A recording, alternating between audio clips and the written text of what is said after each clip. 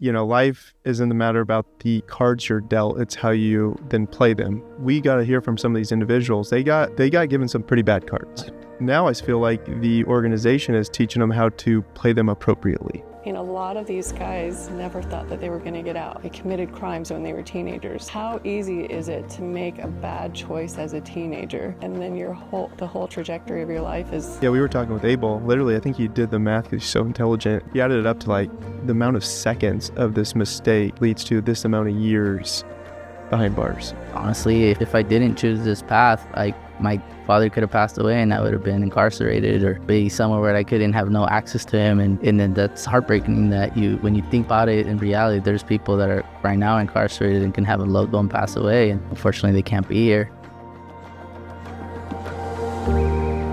Welcome to the REimagined Podcast. All right, guys, welcome back to the REimagined Podcast. We got part 2 of Fresno State Project Rebound, and I have some of my good friends, Jason and Marci, here with us today. Thanks for coming. Thank you, Nico. So we talked in part 1 with some of the students. We didn't get really into the logistics of Fresno State Project Rebound. So if Jason, you want to kick us off on how it was created and what are some of the operational side of that? Sure. Well, John Irwin, he was a student who attended San Francisco State University and was himself formerly incarcerated and had a lot of barriers when he was trying to get a higher education that he realized was very important for him to be successful. And so founded in San Francisco State was Project Rebound to support formerly incarcerated men and women who basically had the desire to know that education is transformative and to have a better opportunity in life. And that was created at that time as our flagship at San Francisco State. Eventually, 4 years later, in 2016, it was expanded to several other campuses, of which we were fortunate to have it come to Fresno State through the hard work of some of actually the people that are still involved with us today. And then in the last 2 years, it's even expanded now so that we're in 19 out of 22 campuses in the CSU system. Wow. Yeah. So what we do is we provide a lot of support, whether it comes down to, understanding how to navigate the financial aid system, food insecurity, behavioral health and mental health crises or referrals to on-campus programs. Even navigating that CSU Apply can be very tricky, especially for students that don't have the traditional go to high school, graduate, go into university, have been in one university if they've maybe gone to a community college. Transcripts, right alone, they're so complicated and certain courses mean this and this and that. So we help them with our academic advising. We help them navigate what it is they would like for themselves to study and what that could mean in terms of employment. We even have things like outreach activities where they go into the community and work as ambassadors for Project Rebound in Fresno State. They may do some volunteer programs at the Poverello House or at our new house that we have CPR workshops and movie nights. And we even had a civic awareness workshop in which they understood the importance and were given the opportunity to understand what their rights are now as citizens who are trying to live a sustainable, really wonderful life for themselves and for the families that they support. No, that's amazing. So those are requirements for the residents? So in our houses, so our housing initiative, we have a men's and a women's home. Okay. We call it the Sierra House, and then we call it the Magnolia House. As part of the things that they do by living in our homes is they participate in wellness activities, let's call it. So they would be required to attend house meetings. They would have chores. We have the need for them to participate in some workshops, whether that is learning how to operate certain tech skills that they may not have been able to learn, like Google or Salesforce or whatever they need, Google Suite. And then they also have in the community activities. Like I said, we had a CPR workshop where they learned first aid, CPR, and how to use defibrillator machines. So they could be out at the mall, let's say, or on campus, or even with their own families at a pool somewhere. And somebody might have an emergency, and they're learning how to, be of assistance in times of need. They also have to work full time. I'm sorry, I take that back. They have to work part time. Okay. And they have to attend full time at university. In the field that they're studying. So and have they're all very busy. all the students been awarded scholarships? So what happens is they can apply for financial aid Okay. as a regular student would. And then there is a need determined based on what their income is and all of the Got it. support they have. And then we also have Project Rebound scholarships that are supported by community members. And also we have the ability to issue kind of Project Rebound incentives, such as if they've attended a lot of workshops and volunteer activities, we give little bursaries at the end of every semester as like Starbucks cards or food vouchers for on-campus dining and things like that, just to say, hey, we recognize that you are going above and beyond. You're not just showing up for school. You're really becoming entrenched in the university, and you're really representing the facet and the values of Project Rebound, which is each one teach one. That's awesome. So for those who are just tuning in, we how Jason and I got together, or I should say Project Rebound, is the 2 houses he mentioned, and we talked about this in part 1 of our podcast. But the 2 houses I own, obviously they know I'm in real estate. I'm an investor. We own a brokerage.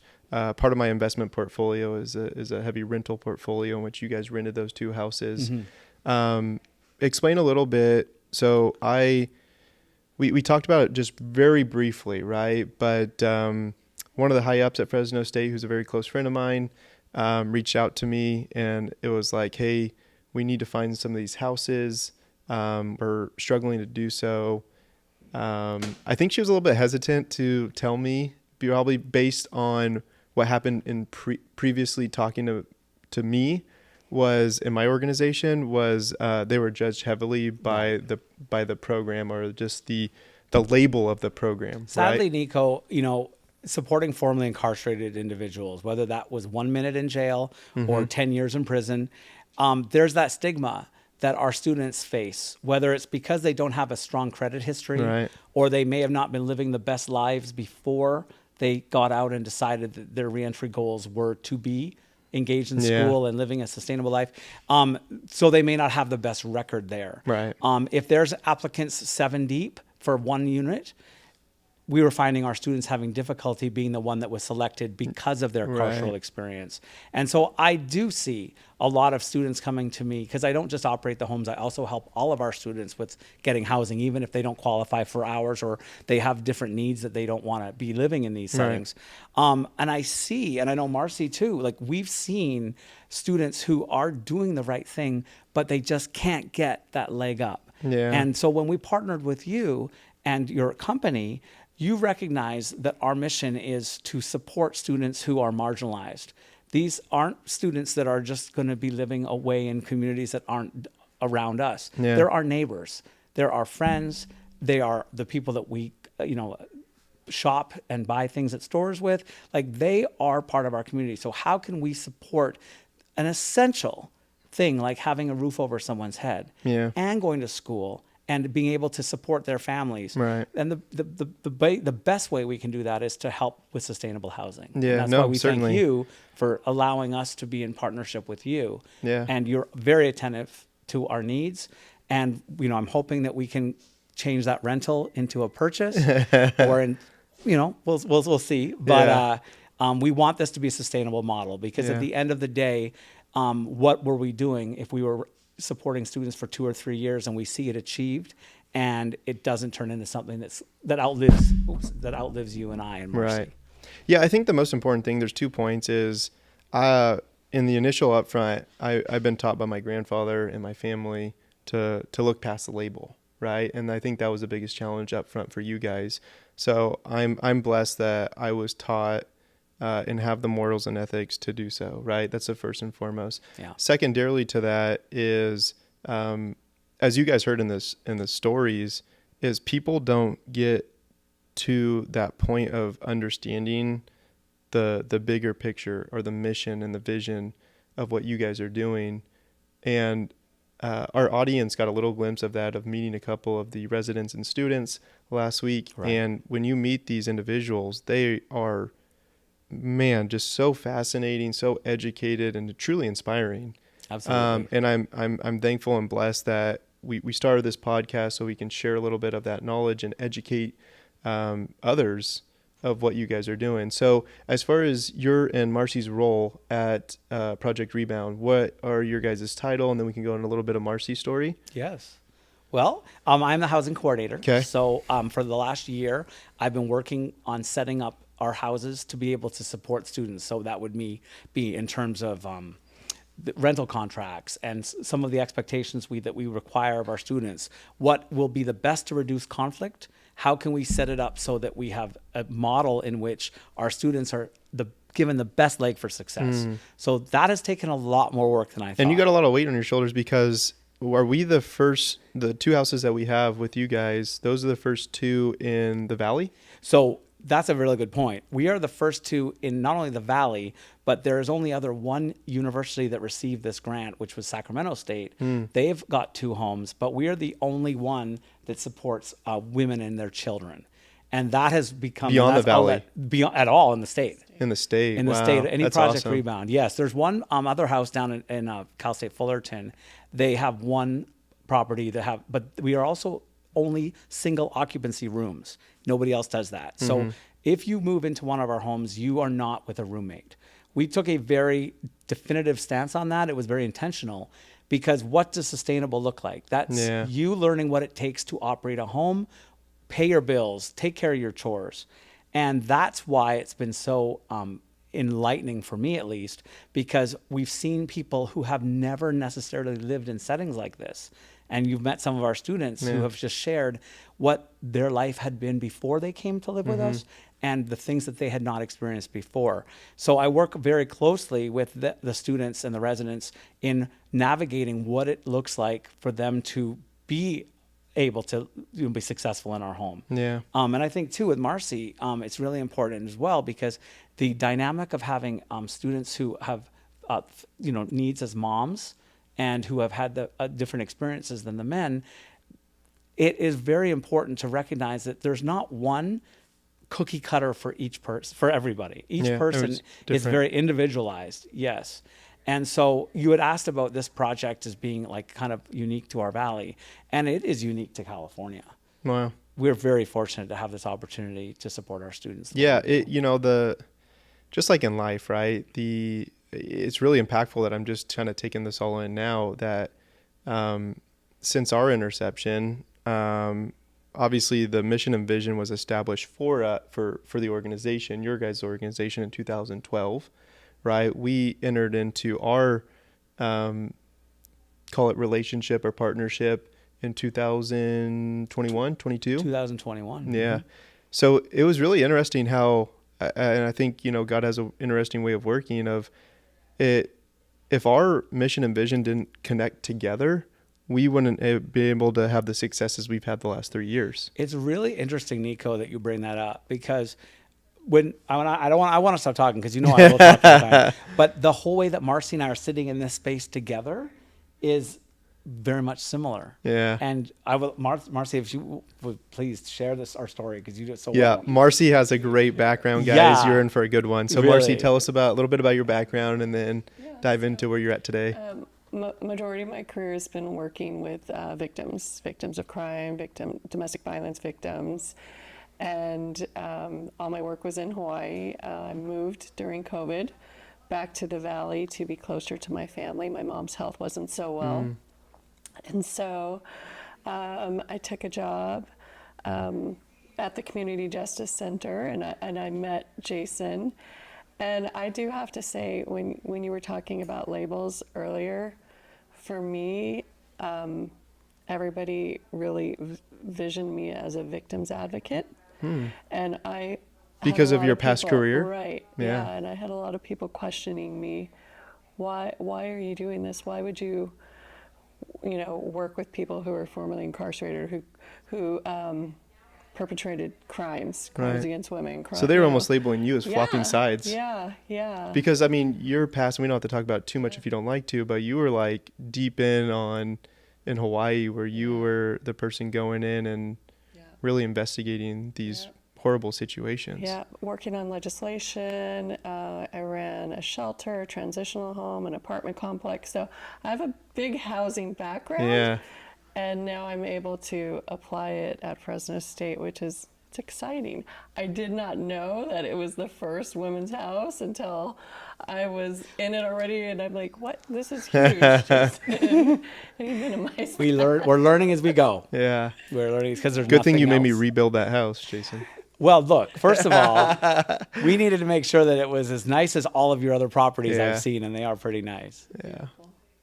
Well, that's awesome. That's, I mean, heavy weight on your all of our shoulders to take that on. But I mean, if anyone's going to take it on, I know it's going to be us, right? Yeah. So as you plan to take this on in kind of your transition of this label, and I didn't mean to interrupt you, was how does that look like with the, that flop, right? And, we were talking a little bit before we launched on this podcast, but Jason and I were kind of talking like you've kind of got full circle and it's now just circulating. There's no sides you took, right? Now it's just you're servicing the industry as a whole. Yeah, and I have to explain to people that you have to believe that people can change and want to change. And my background is also therapy, and I've worked with perpetrators in that capacity. And I wouldn't be a good therapist if I didn't believe that people could change and want a better life. And most people have experienced harm as a child, and then they, perpetrate harm. And right. So nobody wants to be an abuser or perpetrate harm. But things happen in your life, and but always believing that people can do better, want better, be better. You have to have that. Yeah. And I think these homes are just going to perpetuate that. Yeah, I think it's a small glimpse of hope. Yeah. Absolutely. Right? How I think about it, and I'm kind of an outsider, but the common phrase I'm looking for is, and maybe I'm going to go deep, is life isn't the matter about the cards you're dealt, it's how you then play them.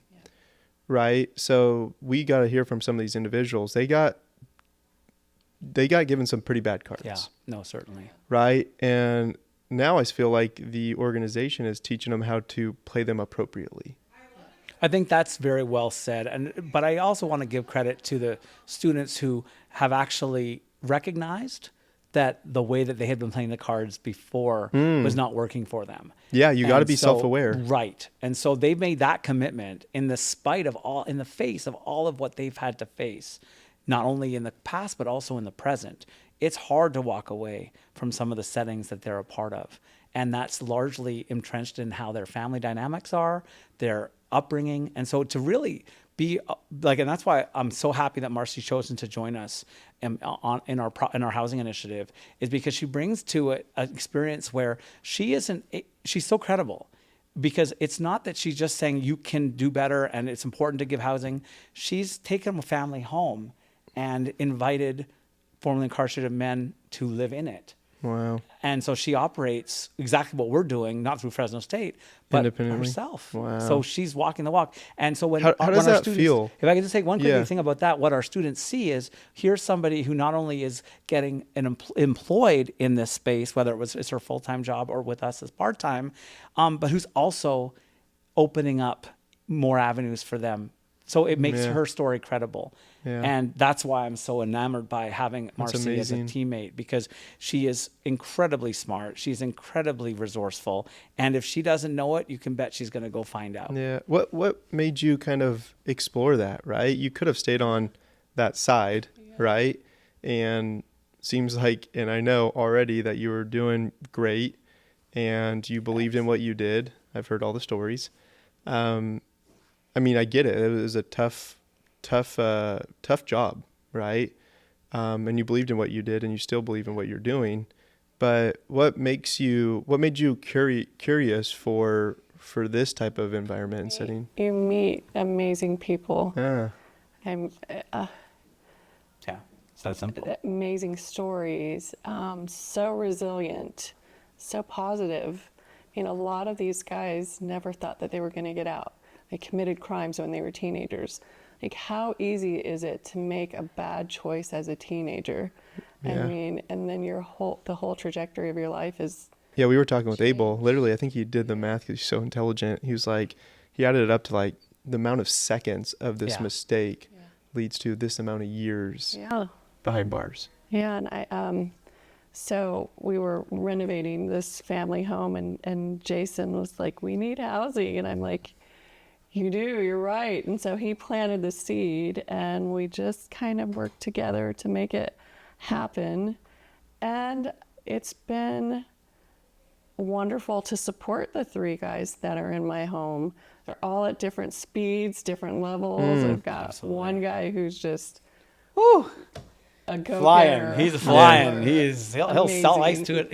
He's a hustler. He's gonna have his own properties. Like, he has goals. That's like, awesome. He's just, and then there's one at a little slower pace, but he still has a lot of shame and guilt. And so he's working through his stuff and at a slower pace. And so, everybody, like we said earlier, everybody's different. Everybody has different challenges. Was there a turning point, though, for you in your career and life beyond just meeting Jason that's kind of got you interested? I think doing therapy, I also did substance abuse treatment. So I was exposed to stories and just hearing childhood trauma, hearing things that cause people to make these decisions that have altered their lives, and to knowing that there's more to it and they need hope. Yeah. I mean, they have to have hope. They have to have people who can believe in them and support them and know that they can change. And remember, 96% of people in prison are coming out. They're going to be in our communities. So we, I believe, have a mandate as neighbors and as family members and friends to provide as much as we can. And as humans, right? I mean, that's the thing, is we know that there are things that people need. The basic needs, like we talked about that with Abel, the hierarchy of needs. Yeah. There are the basic elements, but then once those are provided, what do we do now? And that's where Marci and I really work closely with our students. They're required to do one-on-ones every few weeks, just as check-ins. If we feel that they need some other assistance, we'll offer resources, referrals, so that they're not alone. Yeah. They don't feel that they're having to climb this mountain on their own. They've made the choice. They're doing what they feel is right, but it's just still not enough for them to feel whole and supported. And that's what Project Rebound is incredible to do. And we could not do it without the support of Fresno State. Yeah. Absolutely could not. We could not do it without the support of the legislature, which we have, thank goodness. And then our community partners, to run 2 homes from zero. The house was empty. Nothing. We didn't have a pot. We didn't have a pan. We had nothing. And we had to somehow figure out, how could we use public funds in the most sensible, economic way as possible. We had donations. Your companies, employees, and clients came out and really supported us with a Christmas giving tree. We've just had a phenomenal, literally, I was driving all over Fresno picking people's furniture up as they were calling us saying we want to donate. Yeah. And usually, sometimes in her truck. Yeah. Did you bring your truck? We have some more stuff to get. So we've been very fortunate. Yeah. Because people are, like Marci's acknowledged, people are recognizing that there is the capacity for people to change. They are not throwaway. They are people who believe and need our investment. And we really walk it. We walk it, and we get so much back as a result. Yeah. It's not all just us giving. Trust me. Are there certain studies done since 2012 of the impact of what you guys have done? Meaning, like, there's a way bigger picture than what we're just talking about here today, right? To be very honest, Nico, we're so busy in the trenches. We don't give us more work, please. I'm sure there are, and we have. But Dr. I think you guys know it mentally, though, right? As far as, look, you have when we were talking about this before we launched, is like we have X amount of residents and students, but the impact on the community and outwards is way more significant than changing one person's life, right? Think of how many other individuals your residents and students have changed. You guys do way more beyond just the housing coordination, right? Yeah. Obviously, that's a key factor. I'm very thankful for the childhood upbringing I had. I'm a individual of a highly addictive personality and family through substance abuse, not myself, but my family. So, everyone has their traumas in different settings, right? Fortunately for me, my setting was different. But I chose a route, but I'm just saying that my route has changed multiple times, right? And you find clarity as your life goes on. And I think that's ultimately what I'm trying to get to with you guys, is this pure sense of clarity for these individuals in the community to see beyond just kind of the short road, the long journey that life is.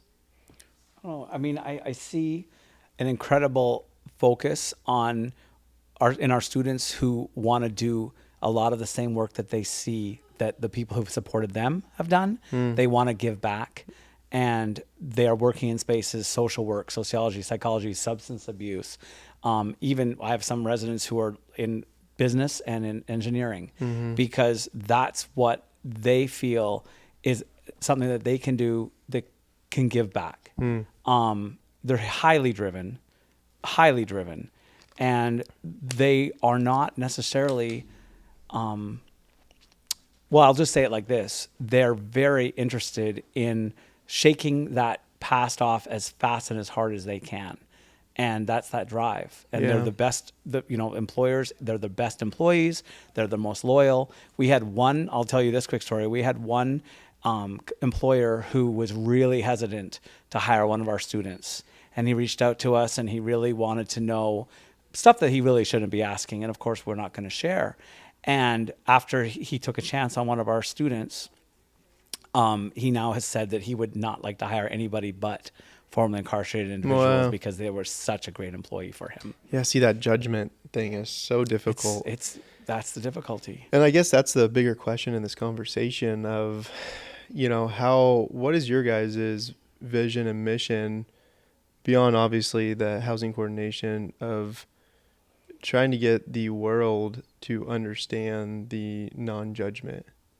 So if I could just say one thing, because I've been doing a lot of talking, but we had a neighbor that wasn't the most supportive when they found out that we were renting your home. Yeah.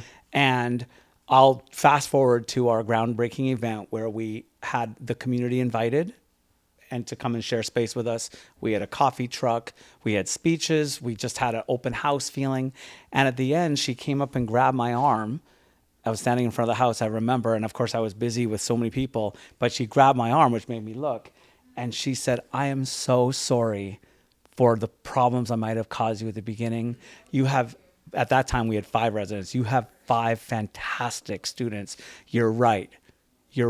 I'm sorry. Wow. And she ran off.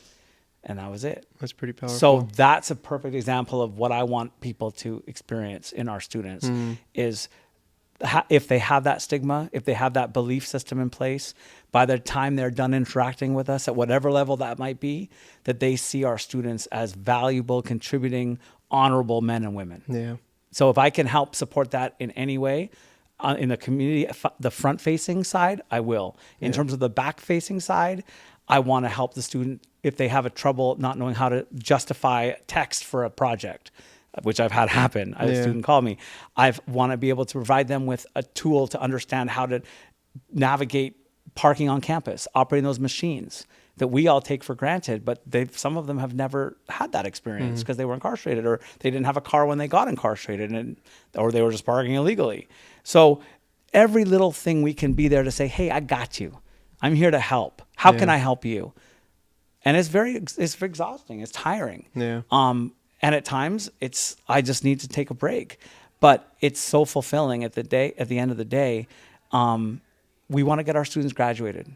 It's that simple, because with that, we know firsthand the power of education, the transformation that education provides. Yeah. It's just incredible. Is there more beyond just the residents at the houses that you guys oversee that you're doing? Because it seems like you're visiting the prisons a lot. What are you guys doing while you're there? What you're referring to is there was a community fair at the women's prison at CCWF. Got it. And so I went there to represent our initiative. We had a student doing outreach in terms of like, what's our program about? But then we also were trying to promote our home, because how will people find out about it if we don't be out there in the spaces where our population is Right. going to come from.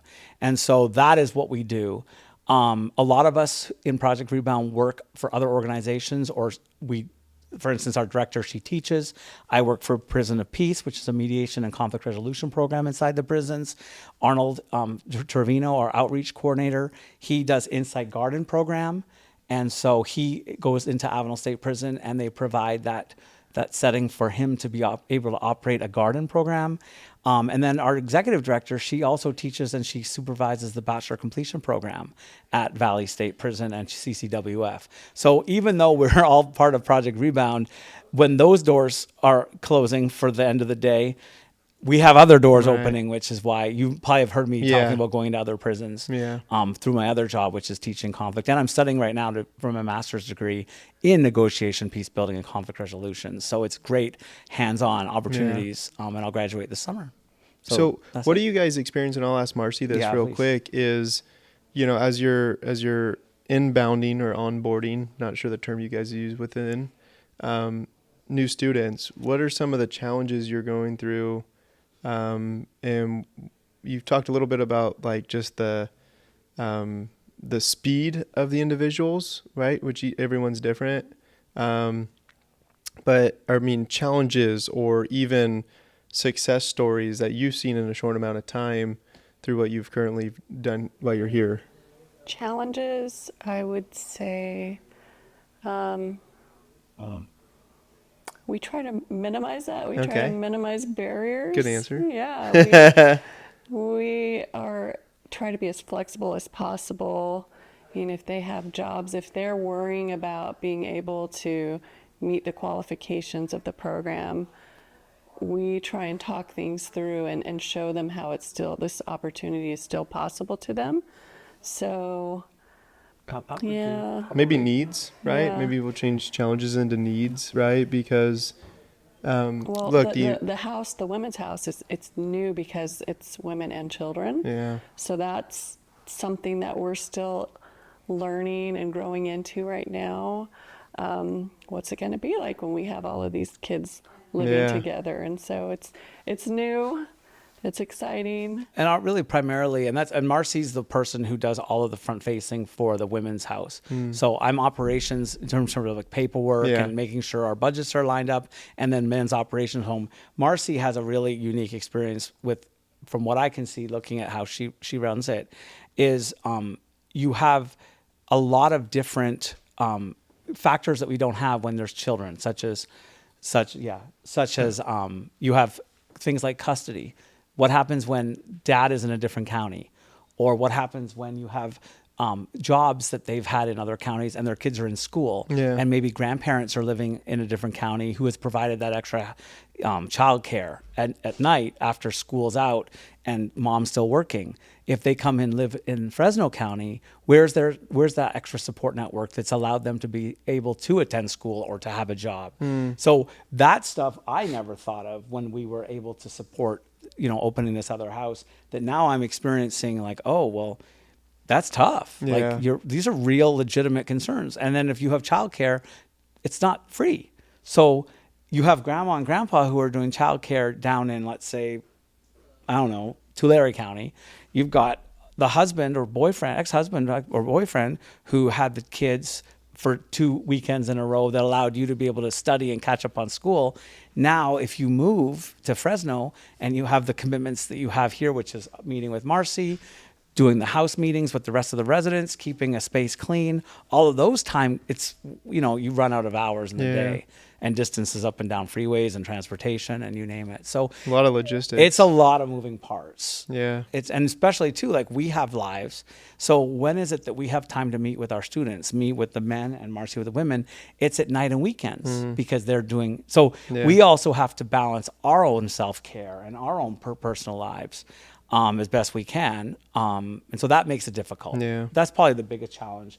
And I'm just a softie. So if I get a text from somebody, I know I shouldn't answer it, but I'm teaching them that it's okay to reach out at 10:30 at night, Yeah. that they want to extend their curfew. Well, why did you wait till 10:30? But I really have a soft spot for the men in the home because they work so hard and they have so much pressure on them Yeah. with, school and their own families. A lot of them have families, elderly parents, maybe they're taking care of. And then there's me, is making these, having them have commitments that they, like next Tuesday, we have a house meeting. Well, two of our students, they work. Well, what are they going to do? So, those are the things that really have taken a lot of adjustment, flexibility, as Marci said. But the men were so excited to help start the women's home. Oh, really? Yeah. That's really cool to see. Yes. Yes. Absolutely. So it's exciting. Moving, We've heard from a building the couple furniture. of the students, and we got to hear like the guys in that they're going through a redesign of the landscape, and a lot of them are involved in that, right? So, Well, it's funny because my mom kind of took the lead because I was so busy. So she took the lead on designing it. Okay. And one of our students is learning through his brother's business how to use computer automated design, CAD. Yeah. And so he took my mom's rough plans and put it up on In a a CAD published. design? Yeah. Yes. And it's funny because I just left there today. They're tearing up all the grass, putting in rocks, you name it. I just left there today, and they're all standing around the board that one of our students had made in order to pretty figure cool. out what it is that we want. We also are going to purchase right now 9 100-pound paver stones and deliver them to the house. Yeah. Well, they've all been put on notice. Don't work out today because your workout is going to be lifting these paver rocks. So yeah, no, it's a team effort. Yeah. It's really a team effort. I can be fun with the guys, but they know that there's brass tacks. We're here to get you graduated, and it's a serious business. Yeah, but that's we the can have mission. fun while we're doing it, Yeah. right? Well, it's super exciting. We get to hear from one more of your residents. Yes, I am so happy. This is our newest resident. Okay. And he actually applied in August to come and live with us. And today is now March. So what took so long? We're going You'll to blame have you, to Jason. ask him. We're What gonna did you say? We're going to blame you. Are you kidding me? I was like, come on, you have no idea. And he was only going to live for a few months in our house in between transition. Okay. And he informed me last week, do you think I can stay for the rest of my degree? So you'll have to ask him about that. All right. Well, let's take a shortcut, and then we'll get him on here. Thank Sound you. good? All right. Cool. All right. Yeah. All right, guys. We're back. I got Alvin here. We are super excited to hear a little bit about Alvin's story. So tell us, you're the newest resident, Jason told us, and how'd your journey start to get with Fresno State Project Rebound? So to be honest, for me, Fresno State wasn't at first my first choice. Okay. The reason why I actually decided to go to Fresno State was because my dad was terminally ill. And he actually got diagnosed with cancer in 2018. So I decided to drop out of school. And I actually decided to go back to school 2022, I want to say. And I got accepted to Fresno State. It was the closest to me. It worked out. My dad's down the street. Yeah. Unfortunately, he passed away. Sorry to hear that. A week after I found out, well, actually about a month, I believe, after I found out that I got accepted to Fresno State. Wow. So I actually was contemplating whether going to school the first semester. Yeah, you're like, I chose this school to be close to my dad. It was very difficult for me, and I stuck it out. Obviously, we had to cover funeral expenses, so most of my savings went to that. Yeah. And I just was walking by one day through the class because I'm a social major, and I saw a flyer, Project Rebound, and then I was like, well, I was formerly incarcerated as a juvenile, so I decided to check it out, and I reached out to them, and it's been really like a stroll through the park because it really helped me, to be honest. Wow. What made you reach out, if you don't mind me asking? So kind of goes back to my childhood. I got into a lot of trouble in and out, and wasn't, for a while, thought school wasn't for me. Yeah. This And, started at a young age? Yeah, young age. Like as elementary, high school? As young as I was about 10 years old. Wow. Just like super into drugs and things. Yeah. And after I was graduated high school, I decided I wanted to go to college, but I didn't really know what I wanted to do. Yeah. So I kind of just floated for about 2 years, and didn't know what I really wanted to do. I jumped around a lot of majors, and I finally stuck one out, and I decided that I want to help at-risk youth rehabilitate themselves, kind of like for me. Wow. Being inside of juvenile hall and like working with probation officers and there's really a lack of resources for young teens. They think they have no options or They have help no out there. options, and there's not a lot of help there. So for me, what really helped me were mentors like Madera Chamber of Commerce, Kiwanis International.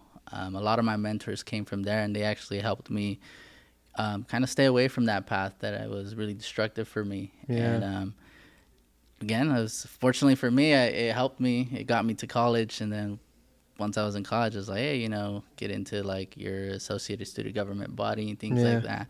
And it was been helpful, and yeah. So, but what was the reason for Project Rebound though? Is that also kind of that same mindset of, hey, this is a route and path to keep me on the right path, or was it? What was that initial call out though for interest in Project Rebound? Because it sounds like you could have just kept going on with college, right? Yeah. What was the Project Rebound interest, I guess, is what I'm asking. So for Project Rebound, I mean, going at Fresno State, I was like, okay, so this is whole new environment to me. Don't really have a lot of social skills with like I want to say with the regular population, because I mean, I grew up and was around the wrong crowd, and I was like, what am I doing here? I'm freaking out. My dad had just passed away. A sense of loss in walking the campus, and I saw that the flyers said they'll help me with books and materials, and I was like, keeping in mind that I had just spent most of my savings. Yeah. I was like, I'm gonna give this a shot and just check it out. Worst that can happen is no, you don't qualify. And I did, and it was really a welcoming environment, and it felt great. I spoke with Arnold, and he kind of went through what the whole process is, and they helped me buy a computer. And then my car broke down, and then they helped me fix my car. Wow. And my car was out of commission for like 2 months. I was carless, and it was a hassle. And to be honest, that's something you don't really see. Like, if you're formerly incarcerated, whether it's an adult or a juvenile, you don't really think people are out there wanting to help you. You know? Too good to be true, right? Yeah. So for me, it was a blessing in disguise again, because I was at Fresno State. Don't know what to do. I thought what kind of help can I get? Yeah. And they've been super helpful, and it's part of the reason why I'm still here. Otherwise I'd be like, oh dang. And this is something that I've spoken with Jason, kind of like he was saying that I was interested in applying for housing in August, but I have an obligation to my family as well to try to support them now that my dad is gone, and I have a big family. I have 7 other siblings, and I'm the second oldest, and they're all small. And it's a very tough decision for me to decide, hey, do I unattend my school and focus on my family, or do I focus on my school and unattend my family? And Fresno State's kind of helped me balance that. Same with Project Rebound. That's amazing. Yeah. Yeah, I can really relate, Alvin, in regards to when I was in college, my father passed away. Well, I actually moved back to take care of him, and he passed away a week later. So similar instance to you. And at that moment, you feel pretty lost, right? Direction. All the expenses landed on me. My parents were divorced. So I can really appreciate and admire most people in very moments like that would find outlets that maybe are from past, right? Or even my brother's was a rebel. And you chose the route of, hey, I want to get better. I want to take care of my family. I need to step up, right? And that's hopefully the route I think I chose. And what do you think some of the pivot points? It sounds like Fresno State was a great one, but I want to back up even before Fresno State Project Rebound. During that transitional period of finding your new path, and the steps you had to take to get there, I've had the honor to talk to some of your residents, and it's really just awesome hearing and learning the stories of some of the mindset shifts or the changes they had to make in their lifestyle to make sure they stay on that path. Okay. For me, it's community service, and just getting tired of living the same. Yeah.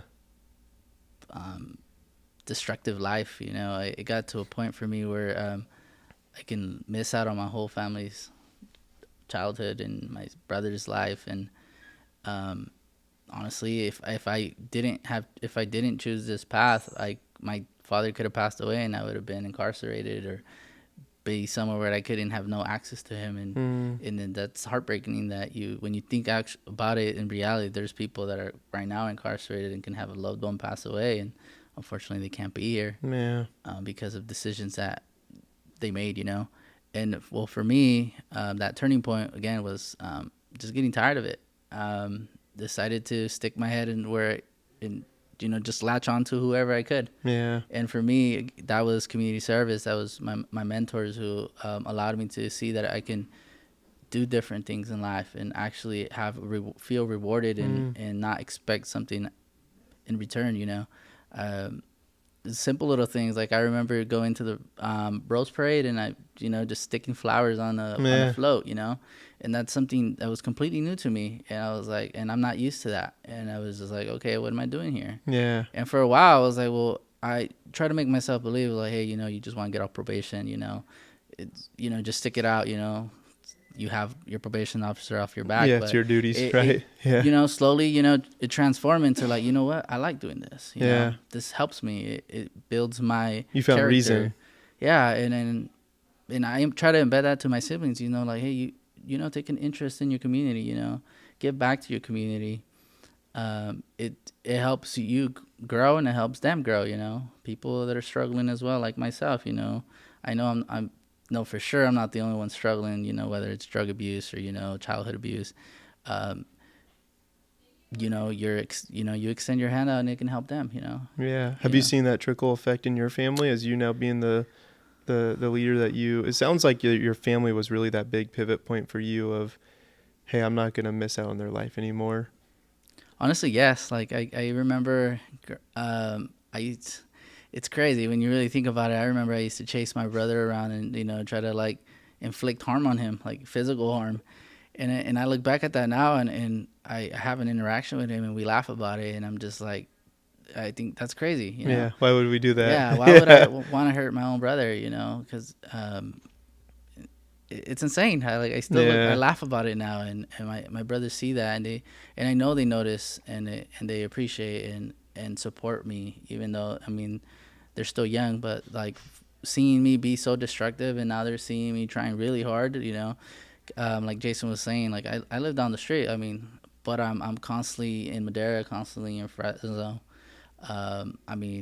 It's tough, but it's gonna pay off. I know it is. Yeah. And if I'm not, and that's what I'm sticking with, because it's if my siblings can see me be destructive and see me succeed in life, it serves as a motivation for them, that even if I made my mistakes, I can still, reach my goals. I just got to be, have my mind set on my goals and I can get there. Yeah. That's awesome. So within your journey, what is what does it look like for you now moving forward with now Project Rebound being a support?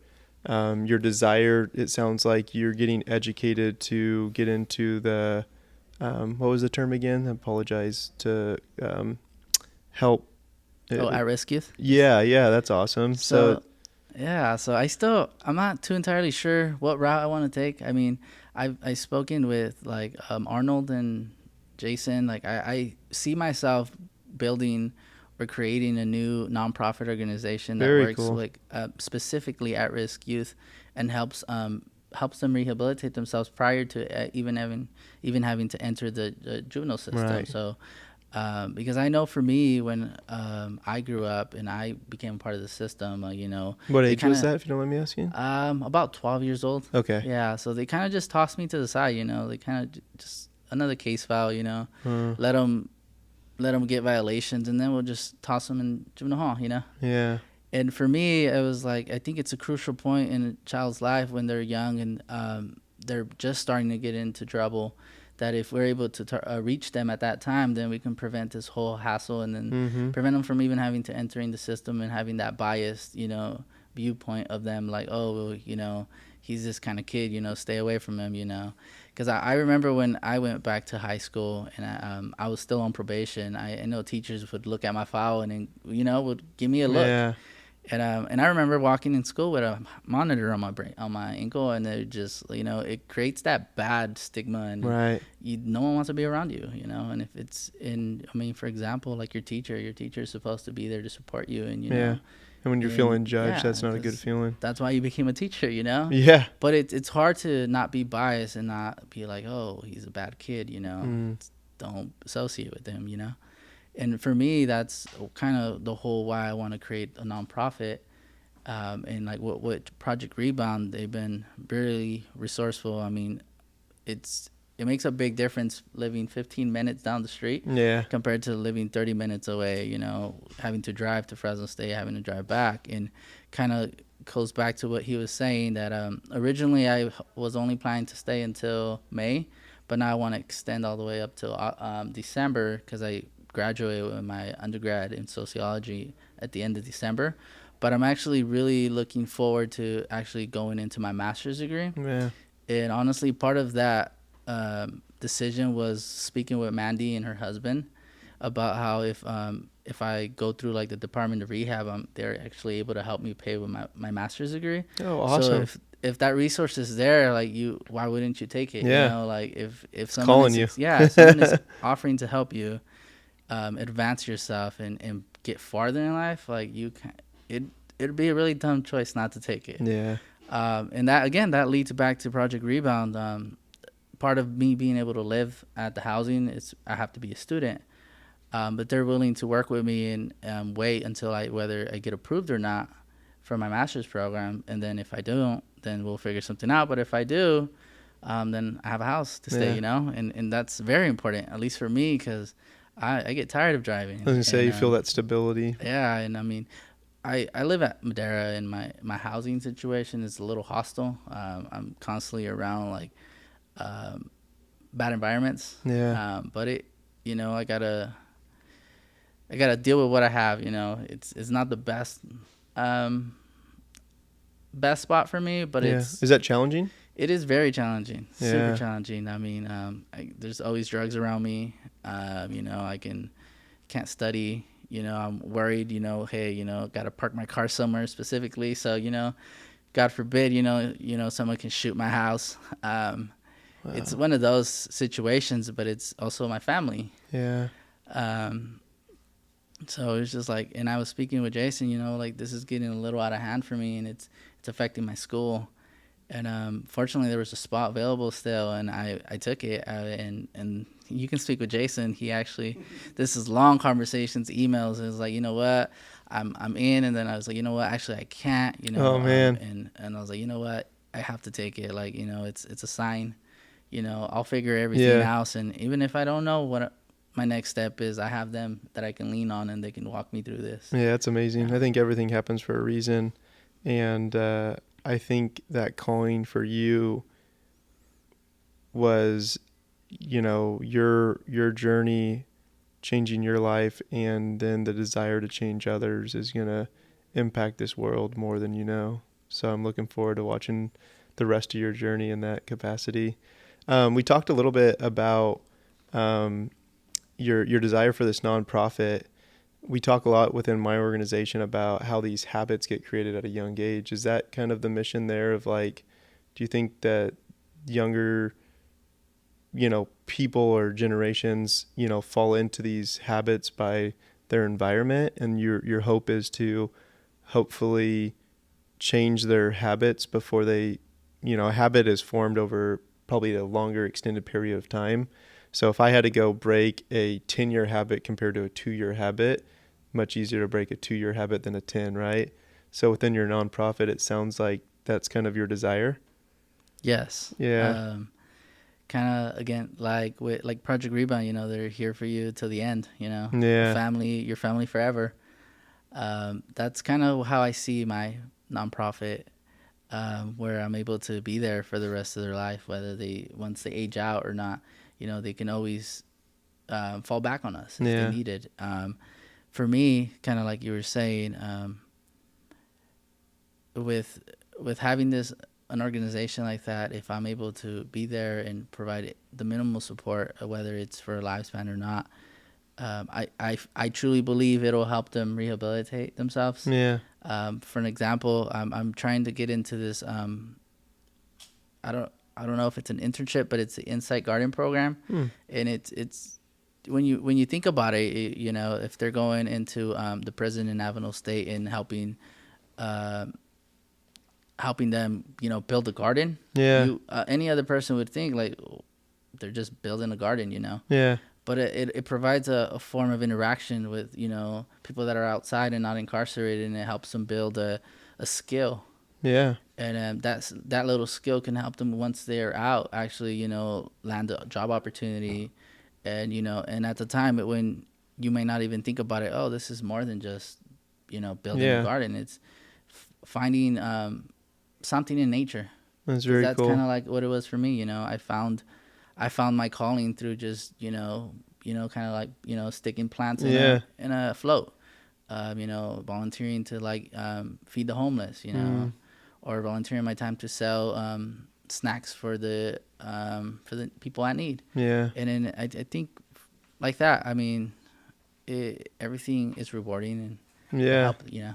Yeah, I love the community service part, man, and it's really cool to hear your life and the journey you've been on and are continuing to go. And I'm excited to kind of watch you change the world. And you'll have to keep us updated on when you start that nonprofit and what it's named and how we can support it. Yes, definitely. I know it's intimidating, to be honest. I know Fresno State offers a grant writing class. Haven't looked too far into it because it's intimidating. You should. But I've spoken with my peers and my mentors, and I was like, you know, you should do it, you know. I'm going to vote for yes for that. You should. Yeah, definitely. Hey, just like you said the other stuff, why not? It's why there. not? Exactly, yes. Right? That seems to be your mentality. So if you got recommended it and you can get in it, why not? Yes. So I'm rooting for it. Well, thanks for coming on, man. Thank you for having me. We'll stay in touch with you, and we'll hear more about your journey as life goes on. Thank you. Cool, man.